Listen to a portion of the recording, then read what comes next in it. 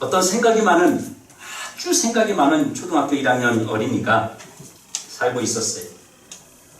그 어린이는 친구에게 이렇게 말했습니다. 삶은 무엇인가? 라고 초등학교 1학년이 말을 했습니다. 그 옆에 있는 아이가 말했죠. 야, 우리는 초등학교 1학년이니까 그런 거 알 필요 없어. 삶이 궁금한 아이가 삶이 무엇인가를 알기 위해서 산속에 있는 스님을 찾아갔습니다. 가서 물었습니다. 스님, 삶이 무엇입니까? 라고 물었어요. 그랬더니 스님이 아무 말 없이 목탁을 두드리면서 나미아비타불 그렇게 이야기했어요. 답이 없는 거예요. 그 삶이 너무 궁금한 소년은 집에 돌아와서 어느 날 비가 많이 오는데 밖에 나가서 있다가 포장마차에서 삶이 무엇인지를 그 답을 찾았어요. 포장마차에 이렇게 써 있었습니다. 삶은 달걀. 이렇게 써 있었습니다. 자, 오늘 옆에 분하고 인사 한번 하죠. 오늘 은혜 받읍시다. 잘 오셨습니다. 오늘 이 자리에 오신 여러분에게 하나님을 만나는 축복이 있기를 주의 이름으로 축원합니다. 요셉이 갇힌 감옥 안에는 죄수들이 있었습니다. 많은 죄수들이 있었어요. 특별히 그 감옥은 왕과 관련된 죄수들만 모이는 특별한 그 감옥이었기에 거기에 관원들과 그 다음에 그 공직자들이 많이 수감되어 있었습니다. 그 중에 왕이 먹는 음식을 관장하던 떡 맡은 자와 술을 관장하던 술 맡은 관원장이 그곳에 함께 수감이 되어 있었습니다. 떡 맡은 관원장은 말 그대로 왕이 먹는 음식 전체를 관장하는 사람이었습니다. 술 먹는 관원장은 말 그대로 왕이 마시는 물과 술과 등등 여러 가지 마시는 것에 대한 것을 총괄하는 사람이었습니다. 술 맡은 관원장과 떡 맡은 관원장은 왕이 자기의 가장 측근을 세우는 자리입니다. 왜냐하면 옛날에는 어떻게 왕을 죽였냐면 음식을 통해서 독사를 했습니다.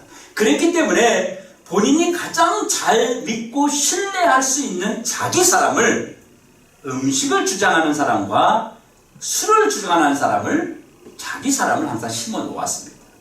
그런데 그 사람들이 한 감옥에 갇히게 된 것입니다.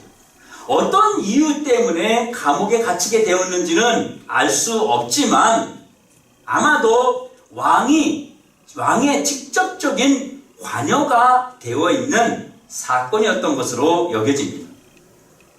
아마 이 두 사람은 하루하루 사는 것이 아마 살아는 판을 걷는 것처럼 그렇게 두려웠을 것입니다. 왜냐하면 내일이면 왕이 어떤 명령을 내릴지 모르기 때문에 늘 불안해서 그 두려움 가운데 매일매일 살아가고 있는 상태였습니다.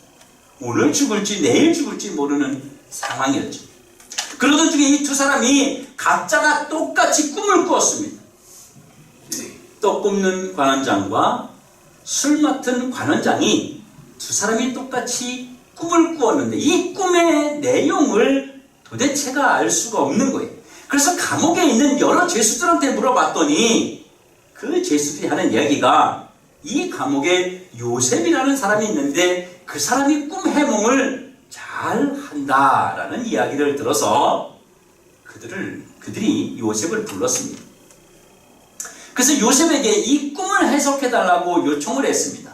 그랬더니 요셉이 꿈 해몽을 해주는데 술 맡은 관원장은 다시 복직이 될 것이라고 하는 길몽의 해석을 해주었고 떡 맡은 관원장은 흉몽의 해석을 해주었습니다. 그리고 요셉이 술 맡은 관원장에게 꿈을 해몽해 준 대로 그렇게 일이 성사가 되면 자신을 좀 기억해서 이 감옥에서 자신을 좀 끌어내 달라고 살려달라고 요청을 했습니다. 몇 번이나 당부를 했습니다.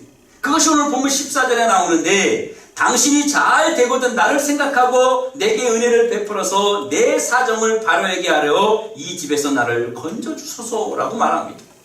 분명히 술 맡은 관원장은 요셉이 꿈 해몽을 해준 것처럼 그렇게 좋은 일이 생기게 되면 요셉을 왕에게 잘 말해서 억울함을 풀어준다고 몇 번이고 다짐하고 약속했습니다. 그리고 며칠이 지나서 요셉의 말대로 정말 떡 맡은 관원장은 죽었고 술 맡은 관원장은 복직이 되었습니다. 떡 맡은 관원장이 복직이 되어 감옥에서 나간 후에 그들은 죽었는데 이 술 맡은 관원장이 요셉을 위해서 감옥에 소식을 전할 것을 요셉은 매일매일 기다리고 살았습니다. 술 맡은 관원장이 복직이 되었으니 이제 며칠 있으면 소식이 들려오겠지. 나는 이제 감옥에서 나갈 수 있겠구나. 야, 이제 모든 문제가 해결되겠구나. 나의 억울함도 이제 해결되겠구나. 이 술 같은 관원장이 누구야? 왕 옆에서, 바로 왕 옆에서 바로 독대를 할 수 있는 사람인데 그 사람이 가지고 있는 권력이 엄청난데 나는 이제 살았구나 하는 그런 마음을 가지고 있었던 것입니다. 그리고 그 소식이 돌아오기를 애타게 매일매일 요셉은 기다렸습니다. 그런데 오늘 본문 23절에 보니까 아주 기가 막힌 일이 생겼습니다. 술 맡은 관원장이 요셉을 기억하지 못하고 그를 뭐 했더라? 잊었더라 라고 기록하고 있습니다. 술 맡은 관원장은 요셉을 그의 기억 속에서 완전히 잊어버린 것입니다. 여러분 어떻게 이럴 수가 있습니까?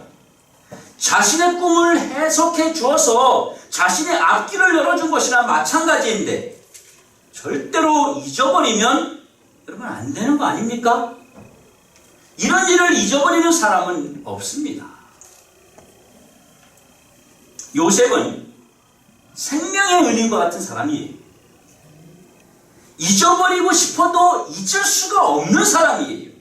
여기서 기억하지 못하고 라는 말은 한 번도 본 적이 없는 사람 취급당했다라는 얘기입니다. 술 맡은 관원장의 머릿속에는 요셉의 머리카락 하나도 기억이 나지 않았다는 말이에요. 오늘도 본문에 그를 잊었더라 라는 말은 마치 지우개로 지운 것처럼 흔적이 남지 않았다 이런 뜻입니다. 그러니까 술 맡은 관원장은 감옥에서 나오는 순간부터 요셉이라는 사람 자체를 그의 기억 속에 흔적조차 없이 사라졌던 것입니다.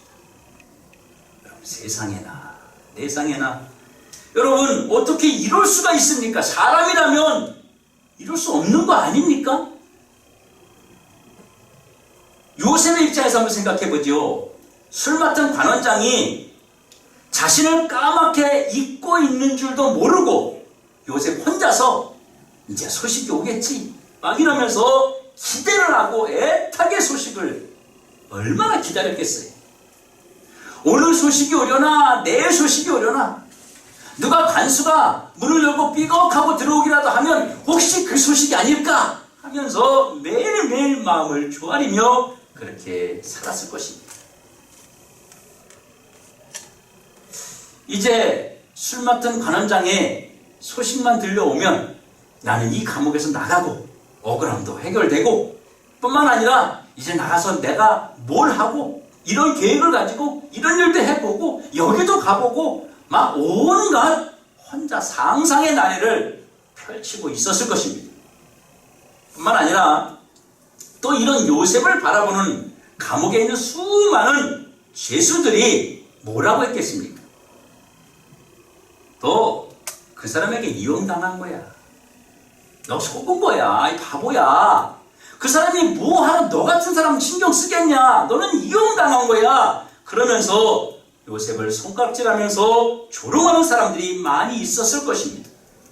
그렇게 요셉의 좋은 소식을 기다리는 시간이 자그마치 2년이라는 시간을 기다린 거예요. 감옥에서 요셉이. 만일 지금 설교를 듣고 있는 여러분들이 요셉처럼 만약 이런 꼴을 당했다면 여러분은 어떻게 하시겠습니까? 여러분 심정이 어떠하겠느냐는 것입니다.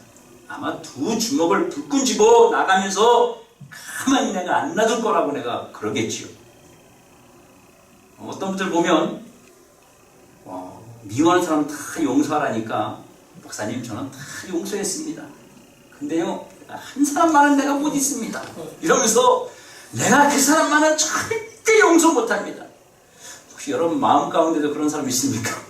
내가 그것만은 못 잊습니다. 내가 이런 사람들이 많이 있다고 합니다. 아마 요셉같이 여러분이 이런 상황이라면 그 마음이 여러분 안에 들 것입니다.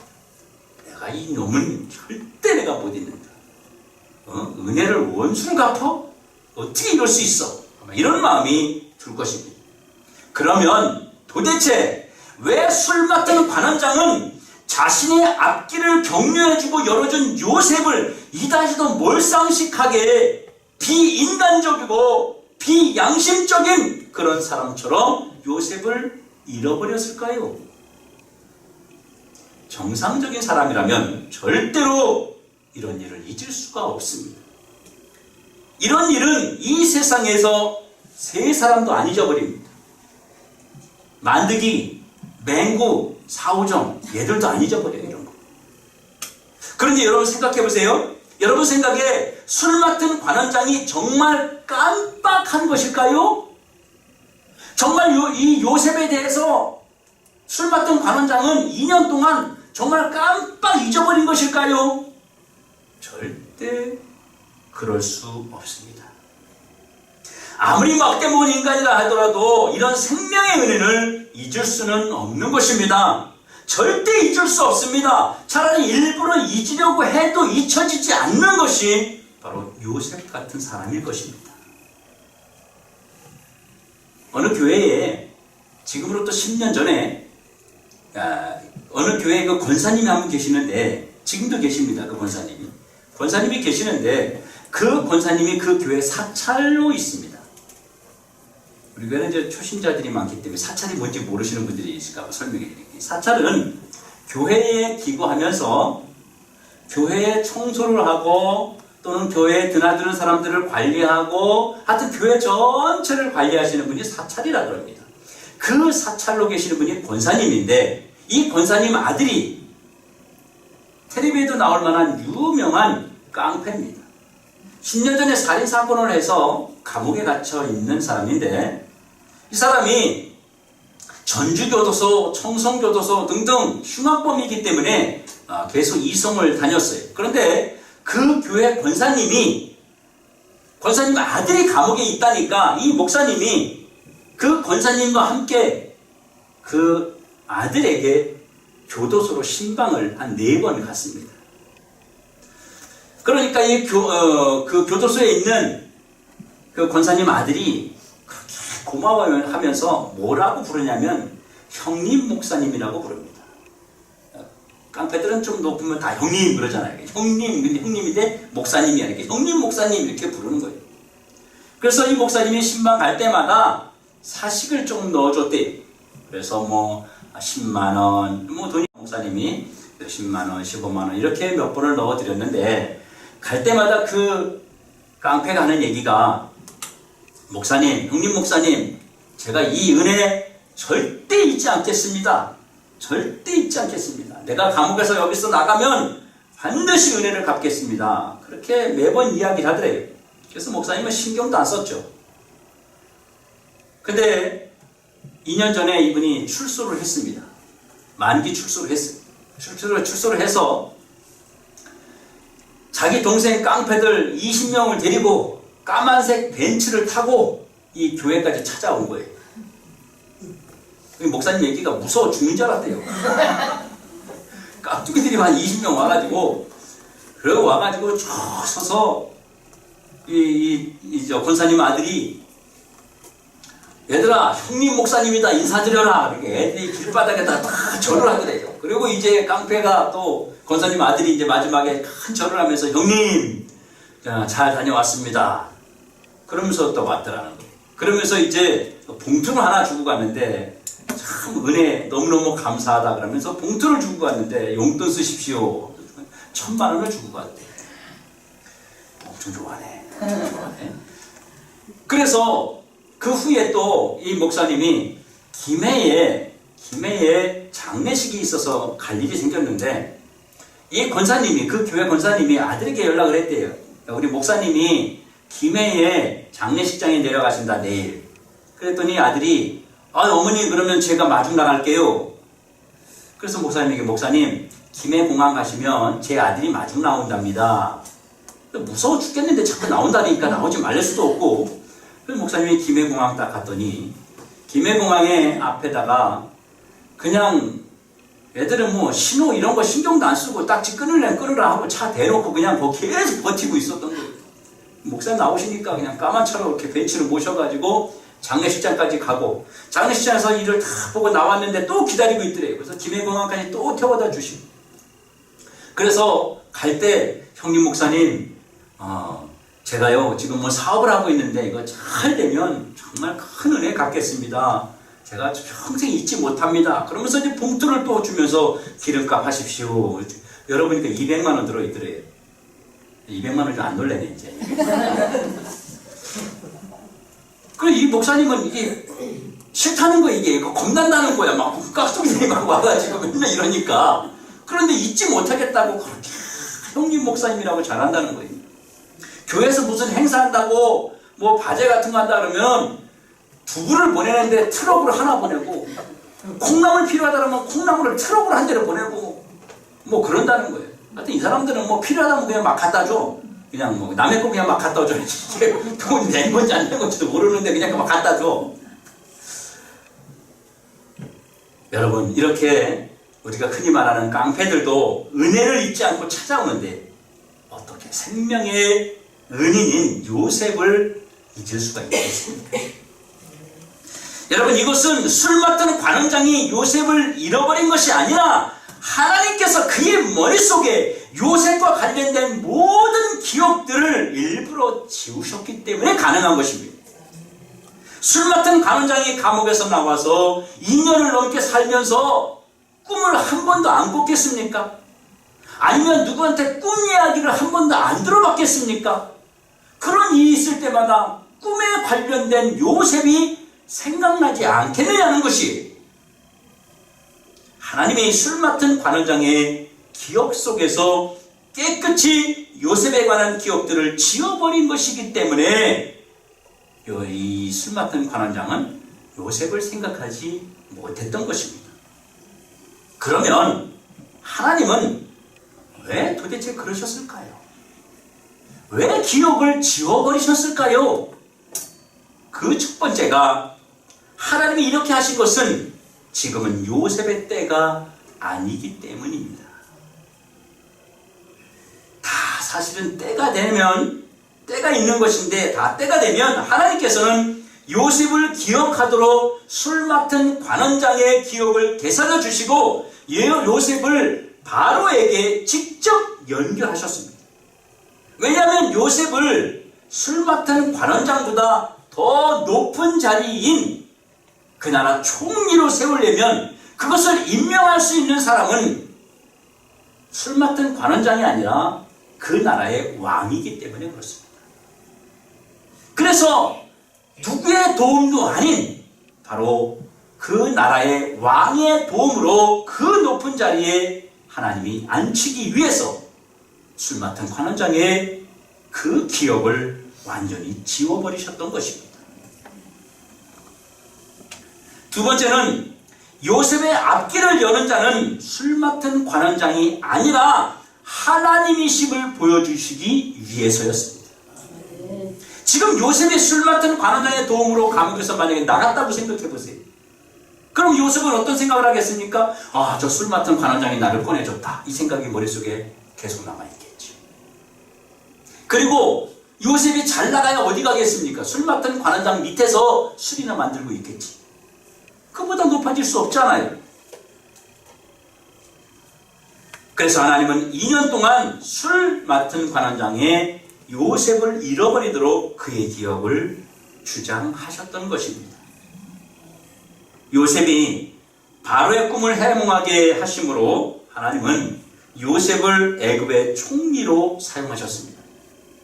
그리고 요셉의 앞길을 여는 자는 술 맡은 관원장보다 더 높은 그런 관직에 있는 사람을 사용하셔서 하나님이 열어주신 것입니다.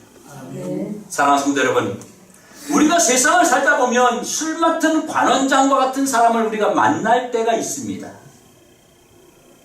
힘들고 어려운 시간, 때로는 앞이 보이지 않는 막막한 우리의 현실에서 그 작은 희망의 끈이 되어주는 사람을 우리가 만날 때가 있습니다.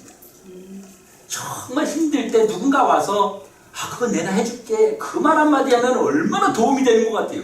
정말 거기서 모든 문제가 해결되는 것 같잖아요. 그거 내가 알아봐 줄게. 그러면 언제 연락이 오려나 막 기대가 되고 정말 온통 생각이 거기에만 우리가 집중되어 있잖아요.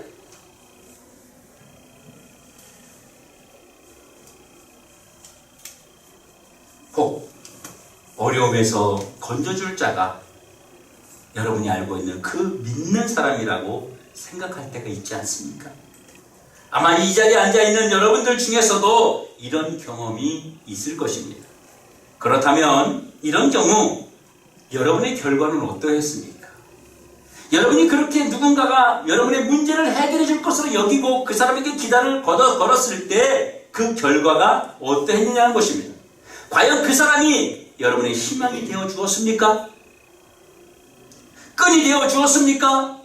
대부분의 경험들은 우리가 의지했던 술 맡은 관원장이 우리에게 실망과 좌절감을 가져다 준 경우가 더 많다고 하는 것입니다. 혹시 지금 이런 술 맡은 관원장과 같은 사람을 희망으로 여러분이 삼고 있는 사람이 있다면 우리를 다시 한번 돌아보아야 합니다. 하나님은 오늘 이 말씀을 통해서 누가 내 인생을 열어줄 사람인지 우리가 알기를 원하십니다. 누가 내 인생을 열어줍니까? 우리의 내일을 열어주는 분은 하나님이십니다. 아멘. 누가 막혀있는 우리의 문제를 해결해 줍니까? 우리의 문제를 해결해 주시는 분은 바로 하나님 아버지십니다. 아멘. 하나님 안에 나의 내일이 있고 나의 미래가 있고 나의 인생이 거기에 달려있는 것입니다. 아멘. 우리는 조바심을 때로는 막 냅니다. 왜 아직까지 안 되는 거야? 왜 지금까지? 그런 조바심을 내고요. 인간적인 희망을 또한 우리는 버려야 됩니다. 이런 인간적인 조바심과 희망들이 우리를 너무나도 힘들게 합니다. 또한 우리에게 낙심이라는 것을 또한 가져다 줍니다. 그리고 우리에게 신앙적인 좌절까지도 가져다 줍니다. 또 어떤 사람들은 낙심과 좌절에서 그치지 않고 극단적인 선택을 하는 경우도 있다고 하는 것입니다. 인생을 완전히 포기해버리거나 아니면 하나님을 완전히 버려버리거나 그런 극단적인 선택도 사람들은 하게 됩니다. 우리는 하나님의 시간표를 기억해야 합니다. 하나님께서는 하나님만의 시간표가 있다고 하는 것입니다. 우리 모두 즉 각 사람을 향한 하나님의 계획표와 하나님의 시간표가 있다고 하는 거예요. 아무 때나 주님 앞에 오는 것이 아니라 주님 앞에 올 때가 되어야 오는 겁니다. 그 때를 하나님이 다 주관하고 계시는 것입니다. 예전에는 교회 가자 소리가 그냥 별스럽지 않게 들렸는데 어느 순간부터 그 소리가 내 머릿속에서 떠나지 않는 경우가 있지요. 하나님의 때가 있다고 하는 것입니다. 우리는 이것을 바라보아야 합니다. 사랑하는 더드림교회 성도 여러분, 하나님께서 길을 열어주는 자는 반드시 성공합니다. 어떤 혼탁하고 힘에 겨운 경우에도 승리와 영광으로 마무리해 주십니다. 아멘. 우리는 술 맡은 관원장에 대한 기대를 버려야만 합니다. 주변에 술 맡은 관원장과 같은 사람들이 지금도 있습니다. 처음에는 우리에게 희망이 되는 것 같지만 우리를 더 힘들게 만든다는 것입니다. 지금 하나님의 시간표에는 내가 누릴 영광과 복이 그 안에 있습니다. 아멘. 술 맡던 관원장은 요셉을 성공시킬 사람이 아니었습니다. 하나님이 요셉을 성공시킬 뿐이었습니다. 사랑하는 성도 여러분, 여러분의 삶을 열어줄 분은 예수 그리스도 외에는 없습니다. 아멘. 여러분의 삶을 열어줄 분은 하나님밖에 안 계십니다. 아멘. 이 모든 것을 깨닫고 그분에게 집중되어 그분의 때를 기다릴 줄 아는 우리 더드림의 모든 성도들 되시기를 주의 이름으로 축원합니다. 아멘. 기도하겠습니다.